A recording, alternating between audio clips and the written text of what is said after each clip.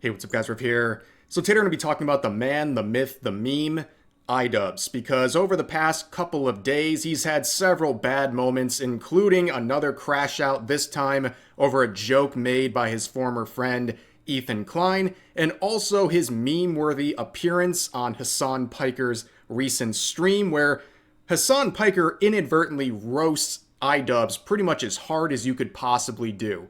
So let's jump right into it. I think everyone knows the recent controversy. You can look to my other videos if you want further context, but he released a content cop on H3. It absolutely backfired, as you can see by the likes versus dislikes.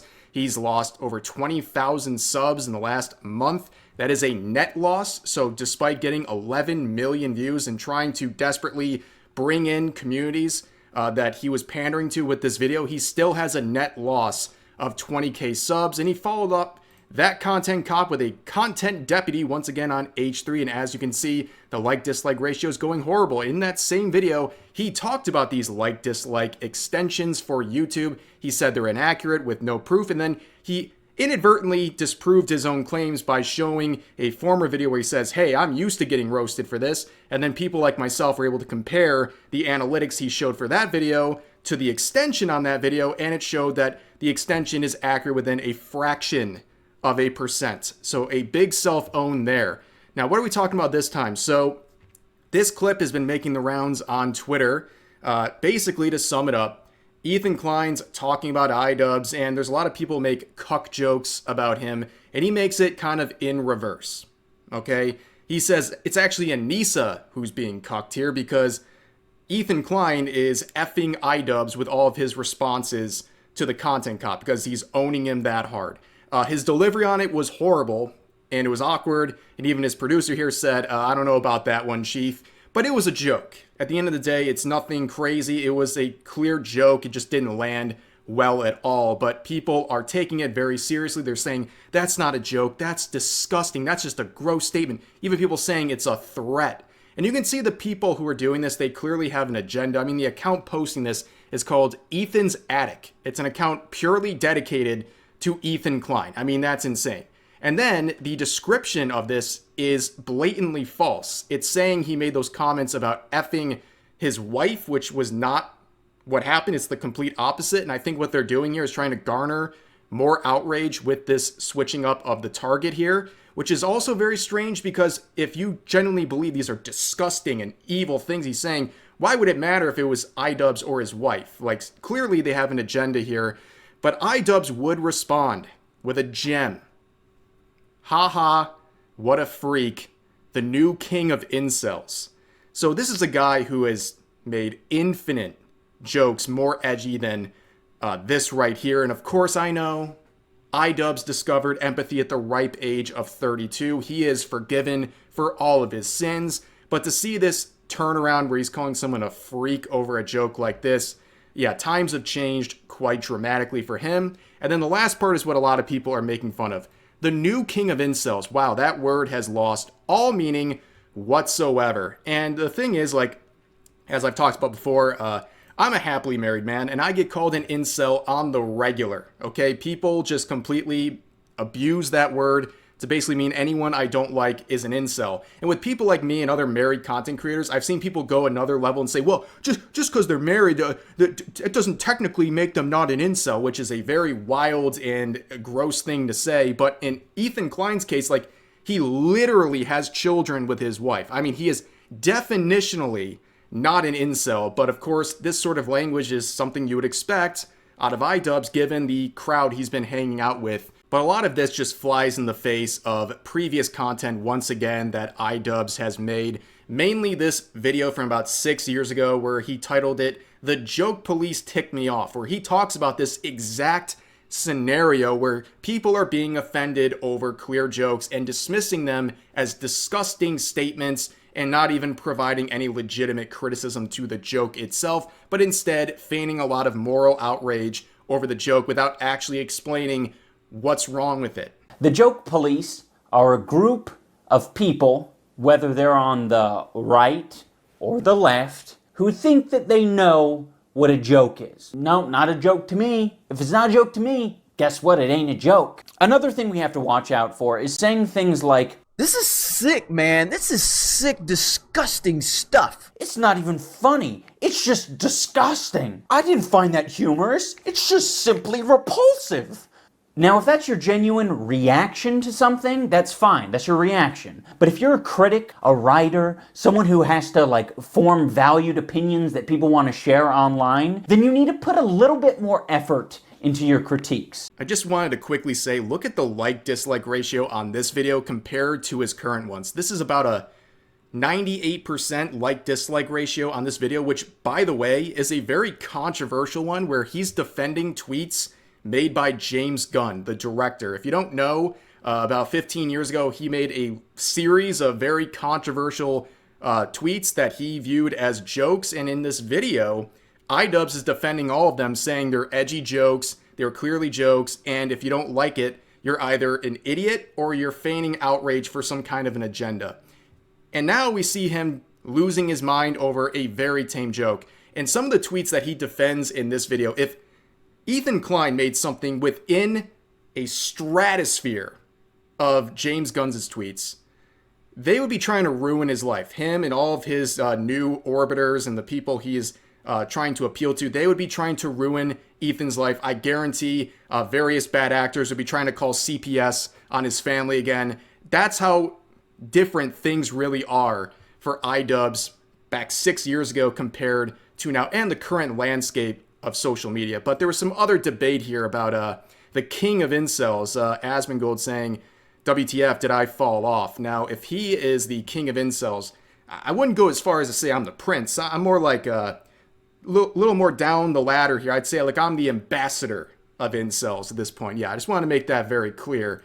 But of course, a lot of people supported Idubbbz's tweet despite the very heavy criticism in the quotes and replies. You can see Hasan Piker reposted that tweet, which is not too surprising because, well, he doesn't like Ethan Klein with a burning passion, especially since he's still recovering from his loss in his debate against him, where, again, you can see the like-dislike ratio, the dislikes ratioing the likes on his own video, which is now an extension that is confirmed to be accurate thanks to Ian. But you can see things are a little tough right now. But to his credit, he has done a charity stream where he's reacting to the content nuke H3 made on him several months ago. He's been ignoring it, trying not to react to it, but he agreed to react to it for charity, which good on him. But of course, with the community that he has fostered, even a charitable event, even donations to a charity are toxic. You can see the names of the people making live donations, all of them either slandering Ethan Klein, slandering his wife, saying gross, outrageous things about his children, about his pets. Like, only that community can make donating to charity something that is so ridiculously toxic. But then, part of that reaction to the content nuke was bringing Idubbbz onto his live stream on Twitch.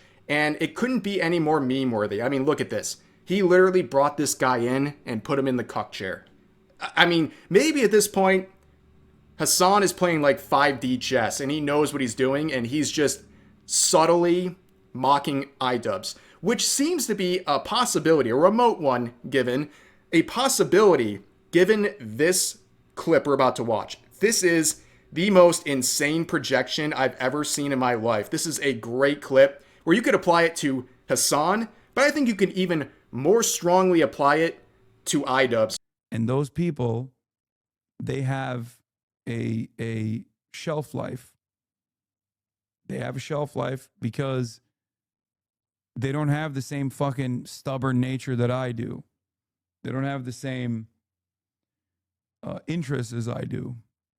They inevitably become their own worst enemies. They inevitably cook themselves.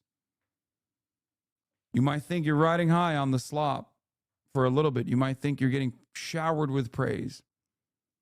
An army of anonymous Redditors telling you you're brilliant. But at the end of the night, when you go home and you sit down and you look yourself in the mirror, you're not going to recognize who you've become. That's it. It's turning into a lol cow of a different variety. That's what I think. That's so mean. Was it? No.